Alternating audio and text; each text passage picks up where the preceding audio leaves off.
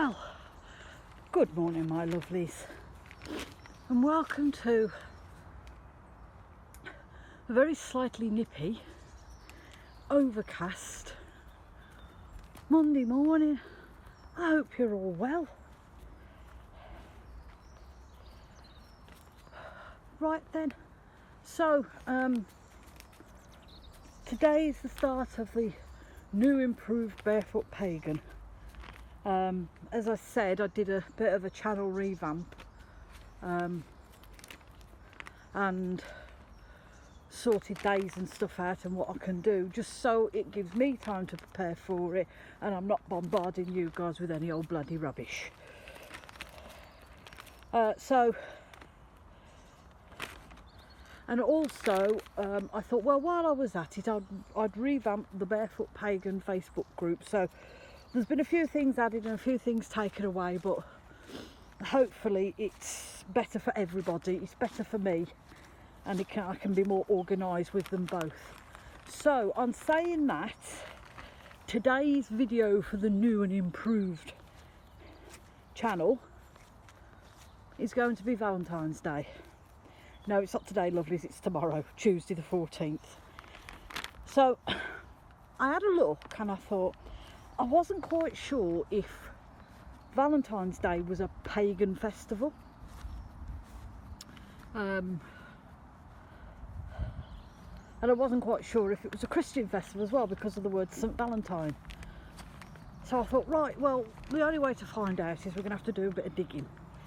So we get on the old interwebs and we have a look. And to my surprise, and yes, I didn't know this, but it is actually a pagan fertility festival. So here we go. Valentine's Day falls on the 14th of February, but what's it all about? How did it come to be? Was it a pagan festival? And who was Valentine when he was at home?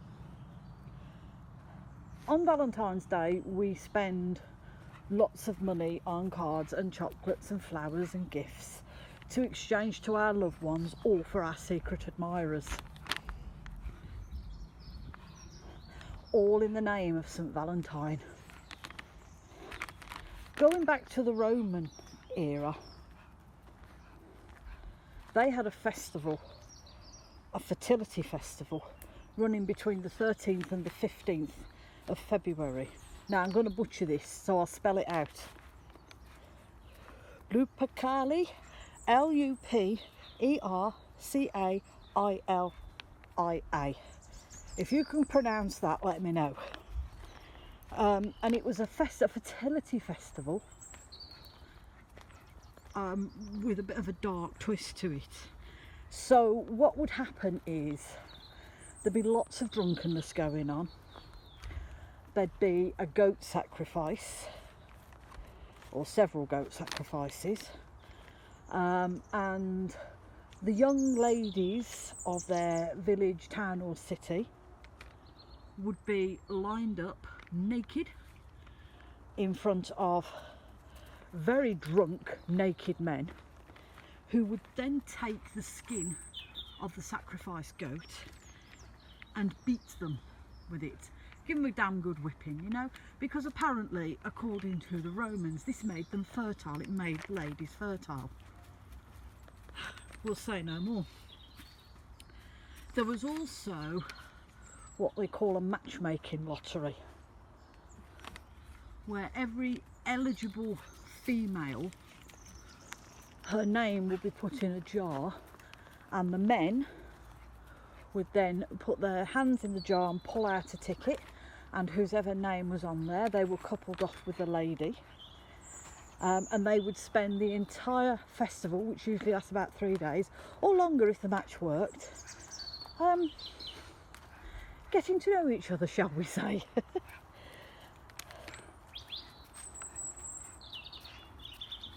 It's very dark. It's a bit creepy. I mean, if that was the case, it wouldn't be allowed these days. Now, there's a thought that's been floating around the internet, so I'm putting it in here, but I'm not sure how true this is. Emperor Claudius II executed 2 men called Valentine. What for, I do not know. And they were executed on the 14th of February. I've no idea what for, because I couldn't find the reason. But the only thing I can think of was that the Catholics martyred them and honoured them, so I think they may have something to do, the 2 Valentines, with early Christians and Romans. It's the only thing I can think of. So then along come the Christians and make a right pig's ear of things, and in order to make the transition between pagan and Christian a lot easier for people, they took St. Valentine's Day and got it muddled up with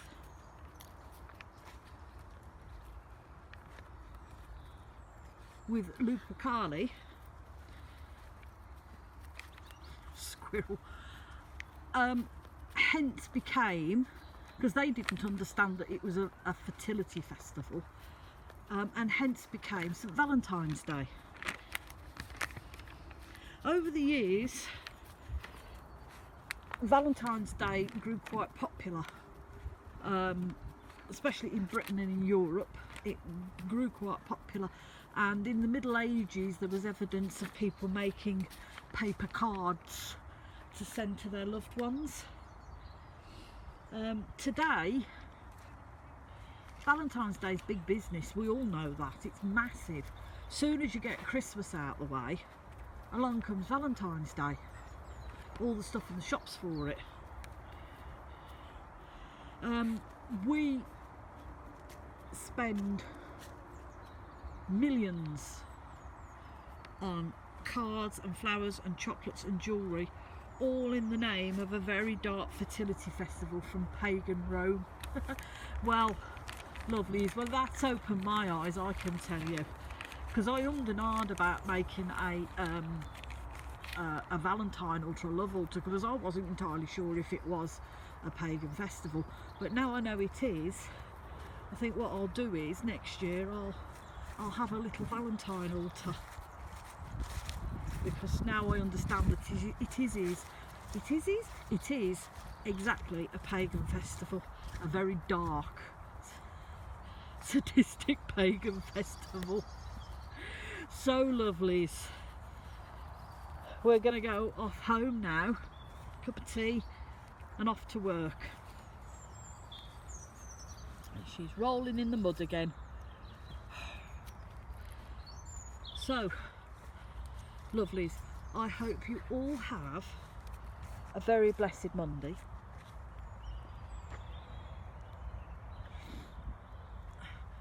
Please look after yourselves, lovelies, and remember, if you're struggling, there's always somebody out there that will help you. Look after one another, lovelies, and if nothing else in this world, please be kind, because you don't know what that other person's going through that stood next to you. And as always, from me and Miss Lou's butt, because she's too busy sniffing, we're going to wish you a very blessed Valentine's Day for tomorrow. And we're going to send you all much love and many, many blessings.